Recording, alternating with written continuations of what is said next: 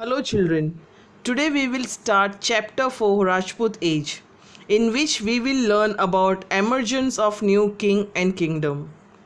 In introduction paragraph we could see Parimal watching TV. While watching historical series, many questions are rolling his mind. How, when and who must have constructed such palaces, forts or temples, which Parimal further discussed with his grandfather. Grandfather explains him that such palaces were constructed by the kings or rulers in ancient time, and those days construction differ from today's construction. Monuments constructed in ancient time were so well built that they even exist today, or some may be found in ruined condition. Now let us start with discussion of rise of new dynasties. Harshvardhana, who was one of the most important emperor of the 7th century. During the peak of his reign, Harshvardhana Empire extended from North India to the Narmada River in central India.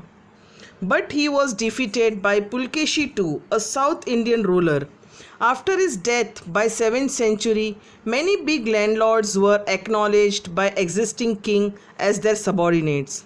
Sometimes this landlord asserted their independence from their rulers, means they removed a leader or ruler from power by using force and founded new dynasties. Pala dynasty was ruling dynasty in Bihar and Bengal. Its founder was Gopala, who was a local chieftain who rose to power, whereas Sen dynasty was founded by Samanta Sena.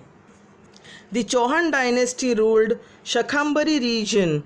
It was a politically strong dynasty known for its policies. The great Rajputs were the kings of Chauhan dynasty, known for their bravery and loyalty. It originally belonged to Agnivanshi clan, that is descendants of the fire god. Bappa Rawal, Rana Kumbha, Prithviraj Chauhan, etc. were some famous rulers of this dynasty.